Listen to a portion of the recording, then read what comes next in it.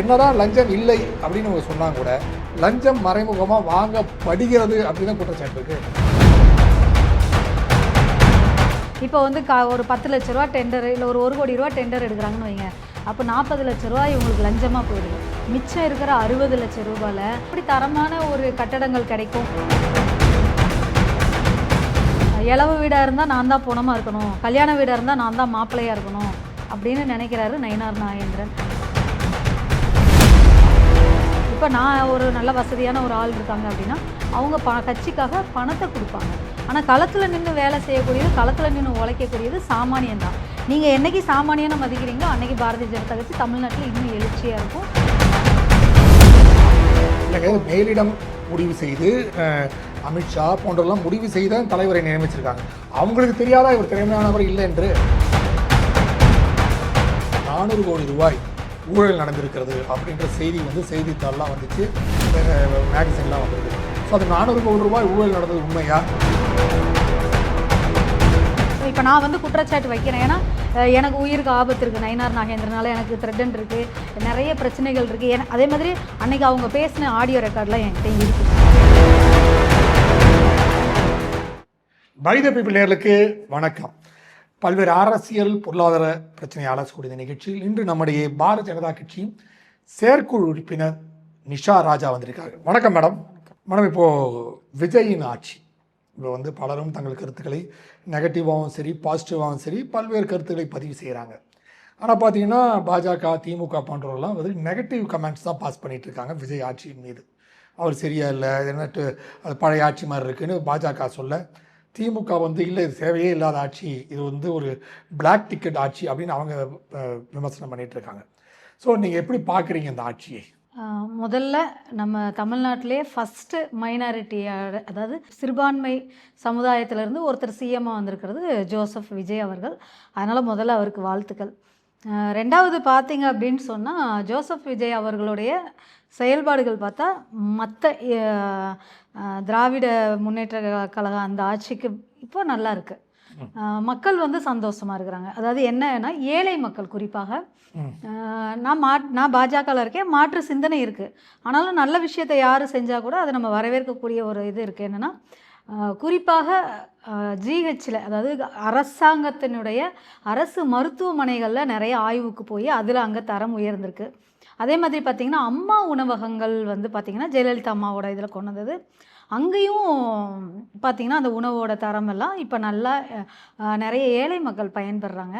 அதனால் ஜோசப் விஜய் அவர்களுக்கு பாராட்டுக்கள். குறை சொல்கிற அளவுக்கு அப்படின்னு பார்த்திங்கன்னா அவங்களுக்கு கொஞ்சம் டைம் கொடுக்கணும். ஏன்னா வந்து அதே மாதிரி பார்த்திங்கன்னா ஊழலை ஒழிக்கிறோன்னு சொல்லியிருக்காங்க. ஃபஸ்ட்டு அந்த ஒரு தைரியமான ஒரு முடிவே வந்து பார்த்திங்கன்னா ஒரு சாமானிய ஒரு தமிழ்நாட்டோட ஒரு பிரஜையாக வந்து யாராக இருந்தாலும் ஏற்றுக்கிறது தான். ஏன்னா இது ஊழல் நிறைந்த ஒரு பெருச்சாளிகள் ஆண்டுட்டு போன ஒரு இடத்துல பார்த்திங்கன்னா பிளாக் டிக்கெட், அவங்க பிளாக் டிக்கெட் விற்காத கதையாக திமுக அவங்கள்லேருந்து இவங்க இப்போ மாறுபட்டு அதை யாருமே எதிர்பார்க்காம ஒரு ஆட்சியை பார்த்திங்கன்னா தலைகீழ திருப்பி போட்ட மாதிரி, அதாவது மாற்றி மாற்றி திமுகவும் அதிமுகவும் மாற்றி மாற்றி ஆட்சிக்கு வந்துட்டு இருந்தக்கூடிய காலத்தில் ஒரு புது சக்தி வந்திருக்காங்க.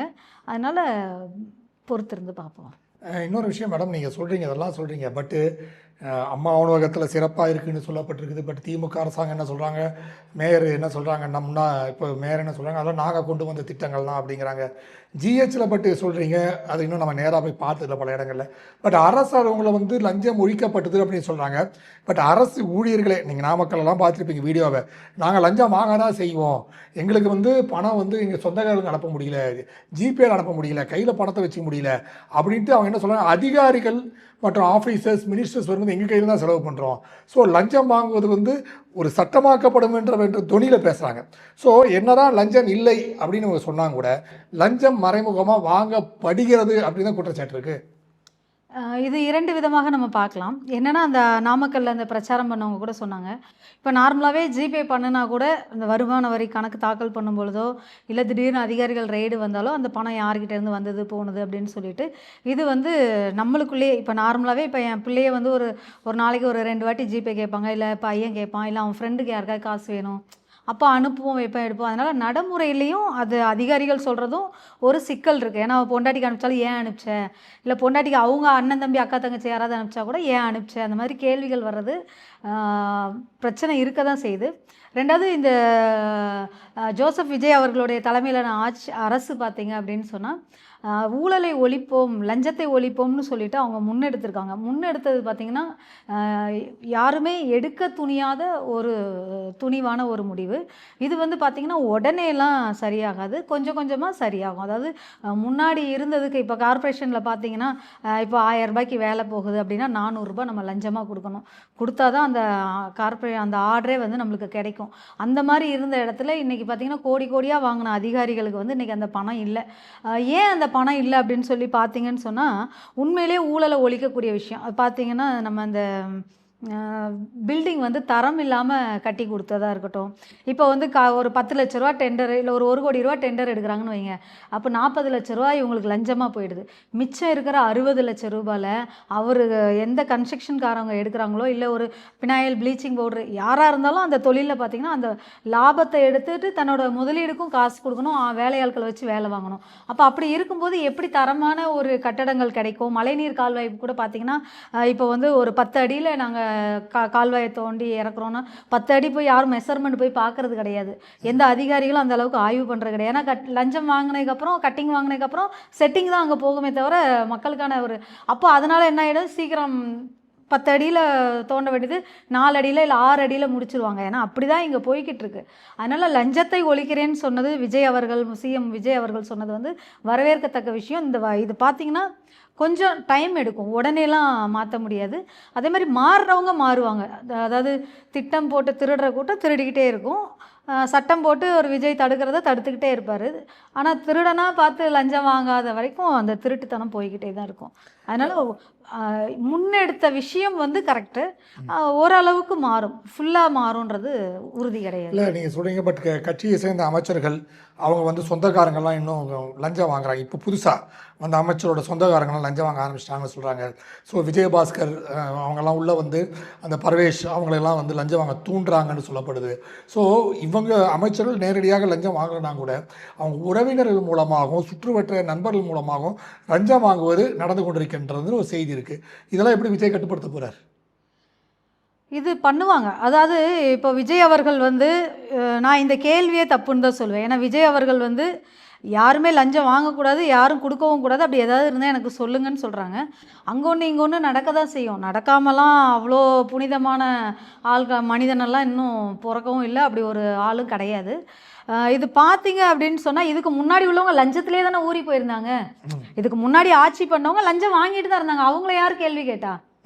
அதுக்கு முன்னாடி உள்ளவங்க கேள்வி கேட்கலையா? அப்போ இப்போ மட்டும் இது பண்ணிட்டாங்க, அது பண்ணால் அது வந்து அதோட தன்மை என்னன்னு நம்ம பார்க்கணும். அதோட தன்மை என்ன, அது என்ன விஷயம், அது என்னன்னு நம்மளுக்கு தெரியாமல் அது பேச முடியாது.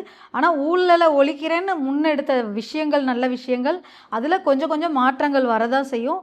ஏன்னா இதுக்கு முன்னாடி உள்ளவங்க ஊழலே திகைச்சி கொளுத்து போய் தானே இருந்தாங்க. அதனால வந்து ஒரு நல்ல ஒரு வரவேற்பு மாற்றம் தான். இன்னொரு விஷயம் மேடம், இப்போது பாஜக வந்து தமிழகத்தில் நேற்று ஜூனியர் வீட்டில் ஒரு செய்தி வந்துச்சு, அதை நீங்கள் கூட பதிவு பண்ணியிருந்தீங்க.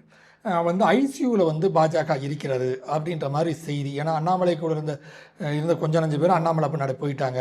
ஸோ வந்து பிஜேபி வந்து ஐசியூவில் இருக்குது, பட் வந்து பிரதமரோ அமித்ஷாவோ இது கண்டுகொள்ளாமல் இருக்கின்றார்கள் அப்படின்னு ஒரு குற்றச்சாட்டு தொடர்ந்து வந்து கொண்டிருக்கின்றது. ஸோ இப்போ வந்து உண்மையாகவே பாஜக வந்து எனக்கு தெரிந்து அப்படி தான் இருக்குது. உங்களுக்கு எப்படி தெரியுது பாஜக ஐசியூவில் தான் இருக்குன்னு தெரியுதா? பாரதிய ஜனதா கட்சி தற்போது ஒரு தொய்வான ஒரு நிலையில தான் இருக்குது. ஐசியூவில் இருக்குது அப்படின்னு சொல்லிட்டு ஜூனியர் விகடனில் நான் பார்த்த உடனே எனக்குலாம் வந்து மனசில் வந்து ரொம்ப ஆதங்கம். என்ன அப்படின்னா நாங்களாம் கஷ்டப்பட்டு வளர்த்த ஒரு கட்சி. ரெண்டாவது பார்த்திங்கன்னா பாரதிய ஜனதா கட்சி ஆரம்பித்த புதுசுலேயே நம்ம தமிழ்நாட்டில் 2 எம்பிக்கள் எம்எல்ஏக்கள் எல்லாம் இருந்தாங்க நம்மளுக்காக. அப்போ அந்த அளவுக்கு அந்த நாள்லேயே, அதாவது ஒரு 1980க்கு பின்னாடி அந்த 90க்குள்ள காலகட்டங்கள்லேயே எங்களுக்கு மினிஸ்டர் இருந்திருக்காங்க, எம்எல்ஏ இருந்திருக்காங்க.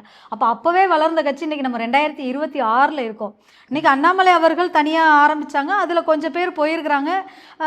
எனக்கும் விருப்பம் இருந்தது, நான் இந்த மாதிரி நம்ம பாஜகவில் இருந்தால் நம்மளுக்கு வளர்ச்சி போயிடும், ரெண்டாவது நம்ம அண்ணாமலை அவர்கள் கூட போகலாம் வைக்கலாம்னா, அப்போ ஆர்எஸ்எஸ் சித்தாந்தங்கள் இந்த நயினார் நாகேந்திரன் அவர் கொஞ்சம் சரியான நிர்வாகம் இல்லை, குளறுபடியான ஒரு நிர்வாகம், தாந்தோன்றித்தனமான ஒரு செயல். அதாவது இளவு வீடாக இருந்தால் நான் தான் பொணமாக இருக்கணும், கல்யாண வீடாக இருந்தால் நான் தான் மாப்பிள்ளையாக இருக்கணும் அப்படின்னு நினைக்கிறாரு நயினார் நாகேந்திரன். அந்த மனநிலையில் இருக்கிறதுனால யாரையும் மதிக்கிறது கிடையாது. முதல்ல எங்களோட பேர்லாம் அவருக்கு தெரியுமானே தெரியாது. அந்த அளவுக்கு பார்த்திங்கன்னா ஒரு தாந்தோன்றித்தனமான செயல் வந்து அவர் பண்ணுறாரு.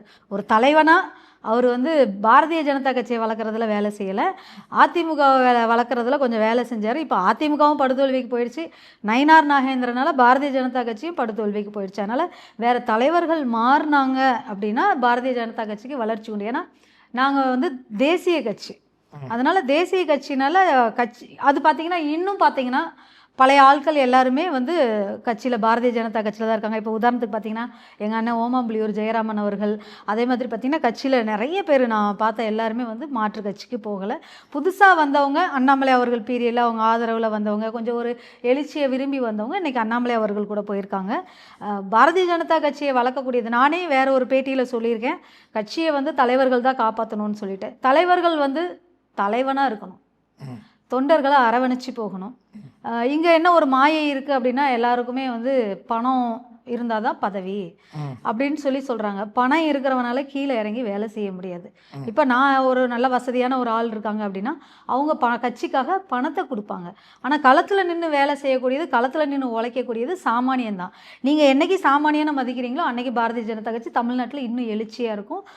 ஒவ்வொரு தொண்டரும் இன்னும் உண்மையாக களத்தில் உழைச்சிக்கிட்டு இருக்காங்க. முதல்ல அவங்களுக்கு அங்கீகாரம் கொடுங்க. இப்போது எனக்கு ஒரு சின்ன டவுட்டு, இப்போ வந்து அண்ணாமலை இருக்கும்போது அந்த எழுச்சி இருந்துச்சுன்னா இப்போ நயினார் வந்தப்புறம் அந்த எழுச்சி இல்லைன்னு சொல்லப்படுது. ஸோ என்ன டிஃப்ரென்ஸ்? அண்ணாமலை களத்தில் வந்து வேலை செஞ்சாரா? அவரும் வந்து ஏதோ ஒரு பாத யாத்திரை போனார், எல்லாம் கரெக்டு. அவர் லெவலுக்கு அவர் என்ன சொன்னார், அவர் புயல்னா தென்றல் அப்படி தான் நயினார் நாகேந்திரன் சொன்னார். ஸோ தென்றலாக செயல்படான்னு வச்சுக்க வேண்டியதானே. அண்ணாமலை வந்து அந்த ஃபோர்ஸ் எல்லாத்துக்கும் 5 விரலும் ஒரே மாதிரி இருக்காது, ஒவ்வொரு விரலும் ஒரு மாதிரி இருக்கும். ஸோ அண்ணாமலையோட ஃபோர்ஸ் எல்லாத்தையும் எதிர்பார்க்க முடியாது இல்லையா? ஸோ நயினாரோட ஸ்டைல் அவர் பண்ணிருக்காரு இல்லையா, அவ்வளோதானே. அதான் தென்றலாக இருக்கட்டும், புயலாக இருக்கட்டும், சூறாவளியாக இருக்கட்டும், மனுஷனாக மதிக்கணும். வர்ற தொண்டனை உட்கார வச்சு என்னன்னு கேட்கணும்.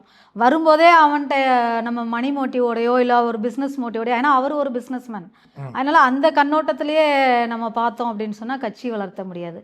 பிஸ்னஸ்மேன் வேறு, தொழிலதிபர் வேறு, அரசியல் கட்சி நடத்துறது வேறு. அவர் ஒரு தொழிலதிபராக இருக்கிறார். நயினார் நாகேந்திரன் வந்து ஒரு தொழிலதிபராக இருக்கிறாரு. அவர் கார்ப்பரேட் கம்பெனி மாதிரி நடத்தும் பொழுது கட்சியில் அது வேலைக்கு ஆகுது. இல்லை, நீங்கள் தொடர்ந்து வந்து உங்கள் சமூக வலைதளங்களில் நயினார் நாகேந்திரனை விமர்சிச்சுட்டே வந்தீங்க. ஒரு தலைவரை வந்து, அதுவும் சொந்த கட்சியில் இருக்கக்கூடிய ஒரு பொறுப்பாளர் வந்து விமர்சிப்பதுங்கிறது மற்ற கட்சியில் கிடையாது. இந்த கட்சியில் மட்டும் நீங்கள் வந்து ஏன் நயினார் நாகேந்திரன் தொடர்ந்து விமர்சனம் வந்தீங்க? உங்களை பர்சனல் அட்டாக் என்ன காரணம்? பர்சனல் அட்டாக் என்ன அப்படின்னா, நான் வந்து ஆரம்பத்தில் இருந்தே நான் ஒரு 2009 கட்சியில் உறுப்பினர் ஆனோம். எதனால் உறுப்பினர் ஆனோன்னா இந்த கட்சி தேசம் நான் வந்து ஒரு இஸ்லாமிய பெண். அப்போது எனக்கு வந்து இந்து முன்னணி ஆர்எஸ்எஸ் எல்லாம் ரொம்ப பிடிக்கும். அப்போ என்னால் அங்கே பயணம் பண்ண முடியாததுனால நான் பாரதிய ஜனதா கட்சியில் இது பண்ணோம். ரெண்டாவது இன்றைக்கும் பார்த்தீங்கன்னா நாங்களாம் சொந்தமாக எங்கள் கை காசு போட்டு எங்கள் காசு சம்பாரித்து, இப்போ நான் ஒரு 1000 ரூபாய் சம்பாதிக்கிறேன்னா 200 ரூபா கட்சிக்கு செலவு பண்ணுறது தான் பண்ணியிருக்கிறோமே தவிர கட்சியிலேருந்து நாங்கள் எந்த காசும் எடுத்து சாப்பிட்டது கிடையாது. அதே மாதிரி கட்சியில் பெரிய பதவியும் இது வரைக்கும் அனுபவிச்சு கிடையாது. ஏன்னா 17 வருஷம் நம்ம இருந்திருக்கோம். 17 வருஷம் நம்ம இருந்திருக்கோம். நம்மளுக்கு பெரிய பொறுப்பும் இது சென்சார் போர்டு மெம்பர் கொடுத்துருந்தாங்க, 2 வாட்டி கொடுத்துருந்தாங்க. அது மாத்திரம் இல்லாமல் பார்த்திங்கன்னா எல்லாமே, அதாவது எனக்கு என்ன ஒரு ஆதங்கம்னா, இப்போ ஆர்எஸ்எஸ்காரவங்களாக இருக்கட்டும், அவங்க வந்து பார்த்திங்கன்னா ஒரு வேளை சாப்பாட்டுக்கு கூட கஷ்டப்பட்டு ஆரம்ப நாட்களில் அடுத்தவங்க வீட்டில் போய் யாசகம் வாங்கி சாப்பிட்டு தான் இந்த இயக்கத்தை ஆர்எஸ்எஸ்ஸை வளர்த்தாங்க. இந்து முன்னணியும் எத்தனையோ பலிதானிகளை பலி கொடுத்து தான் இந்த களத்தில் நின்று இன்றைக்கி இது பண்ணிகிட்ருக்காங்க. அதே மாதிரி ஒவ்வொருத்தரும் இந்த சேவா பாரதி அது மாதிரியான அமைப்புகள் எல்லாருமே பார்த்திங்கன்னா நிறைய அர்ப்பணிப்போடு தான் வேலை செய்கிறாங்களே தவிர யாரும் திருடுற நோக்கத்தோடு வேலை செய்யலை. ஆனால் பாரதிய ஜனதா கட்சி அரசியல் ஒரு இடத்துல வந்து அரசியல் தான் முக்கியம் அப்படின்னும் பொழுது அந்த அரசியலில் நடக்கக்கூடிய பிரச்சனைகளையும் நம்ம பேசணும். ஏன்னா இது நாள் வரைக்கும் நாங்கள் விட்டுட்டோம். பாரதிய ஜனதா கட்சியில் இது நாள் வரைக்கும் நாங்கள் எங்கள் இருந்த தலைவர்கள் எல்லாருமே பார்த்திங்கன்னா கட்சிக்காக உழைச்சவங்க. அதாவது இப்போ நான் ஐயா இலா கணேசன் அவர்கள் பீரியடில் உறுப்பினரானே, அடுத்து பொன் ராதாகிருஷ்ணன் இருந்தாங்க, தமிழிசை மேடம் இருந்தாங்க, எல் முருகன்ஜி இருந்தாங்க, அடுத்து அண்ணாமலை அவர்கள் இருந்தாங்க. அண்ணாமலை அவர்கள் இருக்கும்போது ஒரு மாதம் ஒரு கிரேஸ் இருந்தது. அதுக்கப்புறம் இவர் வந்ததுக்கப்புறம் நான் என்ன சொல்கிறேன்னா, நீங்கள் தென்றலாகவே இருங்க, அதே மாதிரி கட்சி வேலை செய்யணும். கட்சி வேலை செய்யாததுனால, கட்சிக்காரனை அரவணைக்காததுனால முதல்ல அவரை உட்கார்ந்து எல்லா மாவட்ட தலைவர்களோட பேரை சொல்லுங்கள். அதே மாதிரி பெண்கள் கிட்ட பேசும்போது ஒரு கண்ணியமாக பேசணும். அந்த கண்ணியன்றது அவருக்கு கிடையாது. ஏன் அப்படின்னு சொன்னால், அந்த மேனிஃபெஸ்டோ ரிலீஸ் பண்ணாங்க ஐயாவு மகள் அமைஞ்சிக்கரையில். அப்போ பார்த்தீங்கன்னா இவரோட ஃபோட்டோ வந்து சின்னதாக இருந்துச்சா, அவர் கருநாகராஜனோட ஃபோட்டோ கொஞ்சம் பெருசாக போட்டுட்டாங்கன்னு சொல்லிட்டு லதா சண்முக சுந்தரம்னு மாவட்ட தலைவர், அவங்க லதா மேடம், அவங்கக்கிட்ட இவர் ஃபோன் பண்ணி ஒரு வல்கரான ஒரு வார்த்தை, கருநாகராஜன் அவர்களை, அப்போ அவர் மாநில துணைத் தலைவராக இருக்கிறாரு, அவரை வந்து அந்த வார்த்தையை சொல்லலாமான்னு எனக்கு தெரியல, அந்த நான் சும்மா விட மாட்டேன் அப்படின்ற வார்த்தையை ஒரு பெண் கிட்ட சொல்கிறாரு. அப்போது அந்த பெண்ணையும் மிரட்டுற தோணியில் இவங்களையும் மிரட்டுற தோணியில், அப்போது இந்த 2 விதமாகவும் இருக்கும்பொழுது எனக்கு அந்த விஷயம், அவங்க ஃபோன் கால் அங்கே வந்து பேசிகிட்டு இருக்கும்போது நான் பக்கத்தில் இருக்கேன். அப்போ நான் என்ன கேட்குறேன், உன்னோட ஒரு ஃபோட்டோ சின்னதாக இருந்ததுக்கே நீ ஃபோன் பண்ணி ஒரு பெண் தலைவர்கள்கிட்ட, அதுவும் சென்னையிலே பார்த்தீங்கன்னா இருக்கிற ஒரே பெண் தலைவர்கிட்ட நீங்கள் அந்த மாதிரி ஒரு அநாகரிகமாக நீங்கள் பேசும்பொழுது அவங்களோட மனநிலை எப்படி இருந்துச்சுன்னு, லதா அவங்களோட மனநிலைமை எப்படி இருந்துச்சு, நான் பக்கத்தில் லதா கையை பிடிச்சிட்டு இருங்க பேசுவோம் அப்படின்னு அவங்க கையை பிடிச்சிட்டு இருந்தேன். அப்போ அந்த மாதிரியான ஒரு ஃபோட்டோவுக்கே நீங்கள் அவ்வளோ பேசும்பொழுது கட்சி வளர்க்கலாம்னு நாங்கள் கேட்போம். அதுதான் வந்து எங்களோட கட்சி வந்து எங்களுக்கு கொடுத்துருக்கிற உரிமை. அதாவது கருத்து சுதந்திரம் வந்து பாரதிய ஜனதா கட்சியில் அதை யார் தப்பு பண்ணாலும் தப்பு பண்ணதை கேட்கலாம், அந்த உரிமை இருக்குது. இல்லைங்க, மேலிடம் முடிவு செய்து அமித்ஷா போன்றெல்லாம் முடிவு செய்த தலைவரை நியமிச்சிருக்காங்க. அவங்களுக்கு தெரியாதா இவர் திறமையானவர் இல்லை என்று? ஆமாம், எல்லாருக்குமே வந்து ஒரு வாய்ப்பு கொடுப்பாங்க. அதில் நல்லா தன்னோட பர்ஃபார்மன்ஸை காட்டுறதும் மண்ணு முட்டி மண்டைய மாதிரி இருக்கிறதும் அது வர்ற தலைவர்களோட இதுதான். நம்ம போய் ஒவ்வொருத்தருக்கா போய் திணிச்சிட்டு இருக்க முடியாது. நீங்கள் இந்த வேலை செய்யுங்க, இந்த வேலை செய்யுங்கன்னு. தலைவன்றவர் வந்து எல்லாத்தையும் ரோல் பண்ணுறவர் தான் தலைவர். அதனால் தலைவன்னு ஏன் சொல்கிறாங்க? இப்போ எங்களுக்கு பார்த்தீங்கன்னா ஒரு 28 லட்சம் மெம்பர்கள், உறுப்பினர்கள் கொண்ட தமிழ்நாட்டில் பாரதிய ஜனதா கட்சி. அதுவும் பார்த்தீங்கன்னா இன்றைக்கி உலகத்திலே ஃபெமிலியராக இருக்கக்கூடிய பாரதிய ஜனதா கட்சி. அந்த கட்சி இன்றைக்கி உங்களால் தமிழ்நாட்டில் வளர்க்க முடியல, உங்களுக்கு அந்த சரியான கேண்டிடேட்டை போட்டு இன்றைக்கி நம்ம இத்தனை சீட்டு ஜெயிக்க முடியல. இப்போ போஜராஜன் அவர் ஜெயிச்சார் ஊட்டியில், அப்போ அது மாதிரியே மற்றவங்களால ஜெயிக்க வைக்க முடியல. அது அப்போ எந்த இடத்துல அவங்க தப்பு பண்ணாங்க அப்படின்றது வந்து கேட்கக்கூடியது. ஏன்னா ஒரு சின்ன ஃபோட்டோ இல்லைன்னு சொல்லி நீங்கள் ஒரு மாவட்ட தலைவரை கூப்பிட்டு சத்தம் போடும் பொழுது, அப்போ நீங்கள் பண்ணின தலைவராக இருந்து நீங்கள் தலைவனான தகுதி உங்களுக்கு இல்லைன்றதை வந்து கேட்போம். நானும் ஒரு பெண்ணாக கேட்பேன். ஏன்னா அந்த பாதிக்கப்பட்ட இடத்துல, சக பெண் நிர்வாகி பாதிக்கப்பட்ட இடத்துல நான் பக்கத்தில் உட்காந்துருந்தேன். இல்லை, நீங்கள் இன்னொரு விஷயமும் கேள்விப்பட்டேன், நீங்கள் அந்த பதிவுகள்லாம் போடும்போது நீங்கள் மிரட்டப்பட்டீர்கள், தொலைபேசி மூலமான செய்தி வந்துச்சு. ஆமாம், அவங்களோட மச்சான்னு சொல்லிட்டு வானமாமலைன்னு ஒருத்தர் இருக்கிறாரு, அவர் எனக்கு ஃபோன் பண்ணி அலுவலக செயலாளர் சந்திரன் அவர்கள்ட்ட போயிட்டு அந்த லேடி அவங்கள நான் 10 பேரை வீட்டுக்கு அனுப்பிச்சு அவளை உண்டு இல்லைன்னு பண்ணிடுறேன் அப்படின்லாம் அவங்க சொன்னாங்க. நான் சொன்னேன் வர சொல்லுங்கன்னு. உண்மையிலேயே ஃபோன் பண்ணி அவ்வளோ அசிங்கமான வார்த்தைகள், யாருன்னே தெரில, ஊரில் இருந்து ஃபோன் பண்ணி நான் தான் திருநெல்வேலிக்காரன், என்ன திருநெல்வேலிக்காரியா, அப்படியா இப்படியான்னு அசிங்கமான வார்த்தைகளை பயன்படுத்தக்கூடிய விஷயங்களெல்லாம் நயினார் நாகேந்திரன் அவருக்கு பின்னாடி வந்து பார்த்தீங்க அப்படின்னு சொன்னால் இந்த மாதிரி அல்லக்கைங்கெல்லாம் நிறைய இருக்குது. அந்த அல்லக்கைங்கெல்லாம் பார்த்தீங்கன்னா மிரட்டுறது, உருட்டுறது, அந்த மாதிரியான விஷயங்கள் எல்லாமே பண்ணுறதுக்கு ஆள்லாம் நிறைய பேர் இருக்காங்க. இன்னொரு விஷயம் மேடம், எல்லாரும் பரவலாக சொன்னது, இந்த தேர்தல் முடிந்தோன்னு 400 கோடி ரூபாய் ஊழல் நடந்திருக்கிறது அப்படின்ற செய்தி வந்து செய்தித்தாள்லாம் வந்துச்சு, அந்த மேகசின்லாம் வந்திருக்கு. ஸோ அந்த 400 கோடி ரூபாய் ஊழல் நடந்தது உண்மையா? ஏன்னா வந்து அதெல்லாம் போட்டு அமித்ஷாவே அவங்க ஏமாற்றிருக்காங்க அப்படின்ற செய்திகள்லாம் வந்துச்சு. அது எந்த அளவுக்கு உண்மை மேடம்? அது வந்து எனக்கு அந்த அளவுக்கு சரியான புள்ளி விவரங்கள் தெரியல. ஆனால் என்ன அப்படின்னு சொன்னால், எனக்கும் நான் அந்த பதிவு போட்டது, அதாவது தேர்தல் ரிசல்ட் வந்து 4ஆம் தேதி ரிசல்ட் வந்துச்சுன்னு நினைக்கிறேன். 4ஆம் தேதி ரிசல்ட் வந்துச்சு. 6ஆம் தேதி எனக்கு மனசு தாங்கலை, நான் ஒரு பதிவு போட்டேன். எனக்கு பொறுத்த வரைக்கும் பார்த்திங்கன்னா, இப்போ 400 கோடி ரூபாய் வந்து ஊழல், அதை கணக்கு காமிக்கலை அப்படின்னு சொல்லி அவங்க சொல்கிறாங்க. அதில் 4 பேர் தான் அந்த பணத்தை ஹேண்டில் பண்ணாங்க. அப்போ தலைவர் அப்படின்றது, தலைவரை நம்பி தான் அந்த பணத்தை இங்கே கொடுக்குறாங்க. இதே நயினார் நாகேந்திரன் அவர்கள், எங்களால் அந்த பணத்தை பிரித்து கொடுக்க முடியாது அந்த தேர்தல் சமயத்தில், எடப்பாடி பழனிசாமி அவர்கள்கிட்ட பேசி நீங்கள் அந்த பணத்தை எங்களுக்கு டிஸ்ட்ரிபியூட் பண்ணி கொடுங்கன்னு கேட்கும்போது, அவர் வந்து 20, அதாவது பர்சன்டேஜில் 20% கேட்டார் அப்படின்னு ஒரு தகவல். அப்போ 20% கொடுக்க முடியலன்னா பண்ணால் அப்புறம் திருப்பி எங்கள் கட்சிக்குள்ளேயே வச்சு அந்த பணத்தை பண்ணுறாங்கன்னு சொன்னாங்க. ஆனால் அந்தளவுக்கு பணத்தை வந்து இவங்க கேண்டிடேட்டுக்கு கொடுக்கல. இதில் இன்னும் என்ன விஷயங்கள் அப்படின்னா, எனக்கு நயினார் நாகேந்திரன் அவர்கள் மேலே இருக்கிறது என்ன அப்படின்னா, கஷ்டப்பட்டு உழைச்சிருக்கோம், களத்தில் வந்து நம்ம ஜெயிக்கணும், அதில் குறுக்கு வழியை தேடினது வந்து நிறைய தேடி இருக்கிறாங்க. இதனால் எனக்கு இந்த இதில் என்ன இது வந்தாலும் பார்த்தீங்க அப்படின்னு சொன்னிங்கன்னா, இப்போது ஒரு கேண்டிடேட்டுக்கு ஏபிசி டீன் போட்டு 30 லட்சத்துலேருந்து 30 கோடியிலேருந்து எல்லாருக்குமே அந்த ஏபிசி கேட்டகரியில் கொடுத்துருக்குறாங்க. 30 கோடி ரூபாய் ஒரு கேண்டிடேட்டுக்கு செலவு. சரிங்களா?